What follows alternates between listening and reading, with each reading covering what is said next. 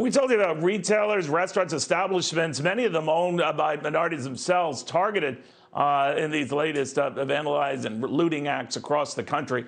Immigrant-owned a restaurant right now, the Persian House restaurant in Portland, is similarly affected by all of this. The owner there, Sarah Hurenpe, joins us right now. Sarah, what happened first off? Good morning, Neil. Thank you for having me on your show. I want to Hello. first say that our country is really reeling from the gruesome and unjust death of George Floyd. I want to offer my deepest of condolences to his family and his loved ones. So yes, so it was a Friday night. We were having a family get together, as we've done many nights of this pandemic. And we were watching this riot all unfold. It was showing downtown Portland. And as we saw the rioters just inching closer and closer to our business, there is a Target at the corner of the block. And once we saw the rioters hit the Target, very short while after that, our cameras at the restaurant just went offline. And that's when we knew our business was in trouble. That's got to be, I can't imagine that. I mean, this is something you built from scratch, gone in an evening. What are you going to do? You know, Neil, my parents were first-generation immigrants. They came to America for the American dream. They put every penny that they had into this business, and they built it from the ground up. It's been there for 30 years. It is one of the only 30-year single family-owned restaurants in Portland. They have fed homeless out of there. They have, they welcome all walks of life. And they've already were just in such dire situation from the pandemic. And then this. And, on top of that, it was a really scary situation when we went into the restaurant. There were still rioters and looters coming in there while we were there.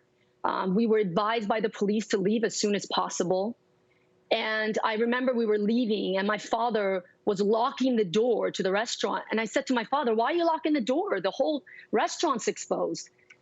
And as he's shaking and he's crying, he said to me, "I've locked this door for 30 years. It's heart-wrenching. Oh, wow. It's heart-wrenching to see.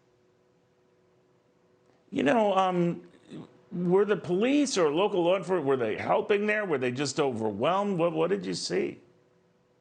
They were overwhelmed. We didn't see any of them just before we were leaving.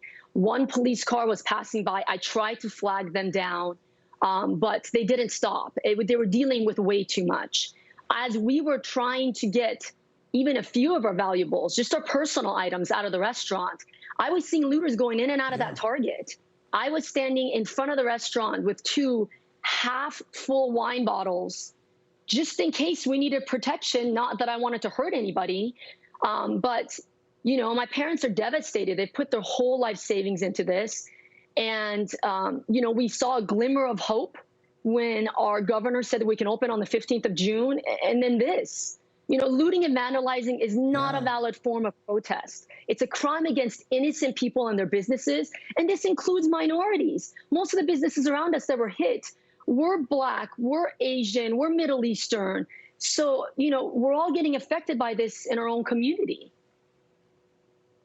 I'm just wondering, when you look at what you've experienced and see what others are experiencing, in a number of states, not all, in a number of cities, certainly not all, a lot have been coming from out of town. In other words, these are appointment protesters who have nothing to do with what's going on in the community.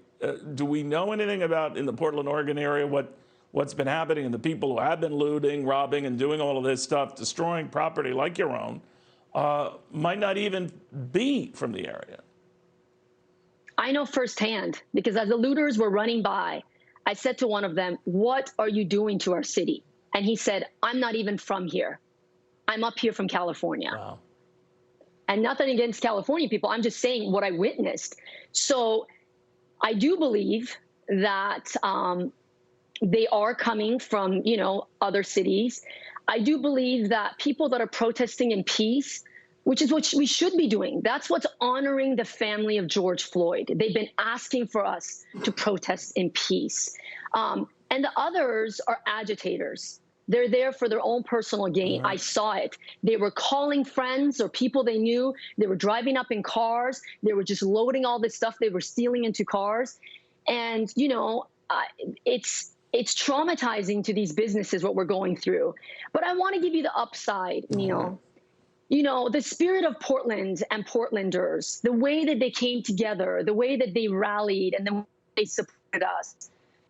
It's been overwhelming. I think they will. I think they will, Sarah. I'm jumping on you because our break comes at whether or not. But I wish you hang in there, be strong. My best to your dad. He worked too hard to see this happen. We'll have more after this.